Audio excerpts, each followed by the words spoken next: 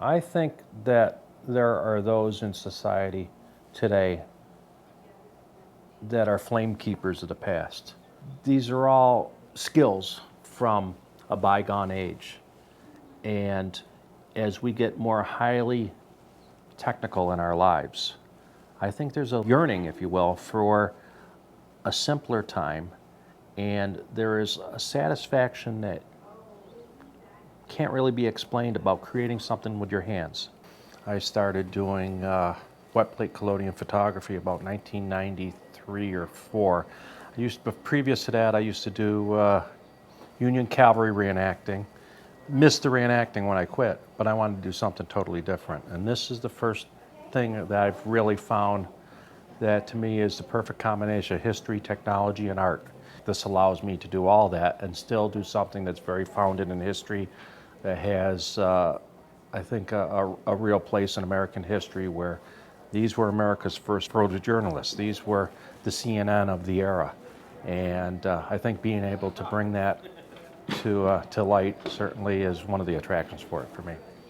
In this digital age that we live now, people have a camera in their face from the second they're born till pretty much the day they die. The 1860s weren't like that. Some people might only have been photographed once in their lifetime. This was a big deal. So you dressed appropriate for it. You had a solemn, proud, confident look about you when you were photographed. This was something they wanted to hand down from generation to generation. You were basically taking your place in history. Now, coming behind you, Heather, is a headrest. Okay, now this was used behind everybody standing in a picture. This will give you a reference point. You stay against this, you will stay in focus for me. I have manuals that date back to 1860s. Just like the photographers of the era, I was learning the same way they were.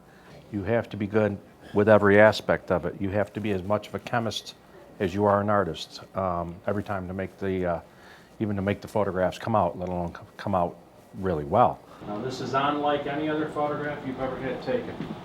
This is going to take me 15 or 16 seconds to make this exposure. All I am going to do is remove the lens cap and count. There is no flash, there is no press of a button, there is no click of a shutter. There we go, absolutely still, ready, and counting. That is it.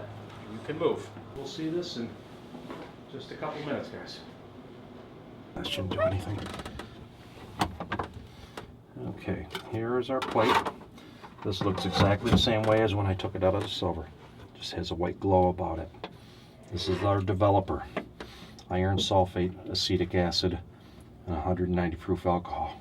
I've considered augmenting this with digital, and I just can't bring myself to it. Part of that is the way my plates render the light, the hand-poured emulsions, the hand-ground lenses of the 1860s, the correct lighting, plus my eye, the composition, all that, that all adds up to a finished product that's unlike anything else.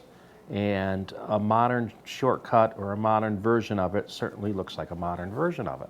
So much of this was tweaking the chemicals over the years, honing my skills, and studying the artists of the era, just how they did their lighting, their composition, their posing, and then tried to incorporate all that today and dealing with people with a, with a modern mindset.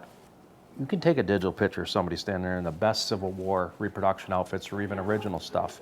It's never going to look like this, but you take one of these plates, you say, wow, that's it, that's the real thing. It's hard to imagine that these people looked the same way we do today. The sky was just as blue, the grass was just as green, the blood was just as red, but it couldn't be captured in these photographs. So this is all about remembering, whether it's remembering the soldiers 150 years ago, a sweetheart, and you want to send that photograph home. This was all sharing that experience, and that's why the photographs were so important, and that's why photography is still so important today. Wow. So weird. It's like looking at your ancestors. Yeah. It's 150 years ago.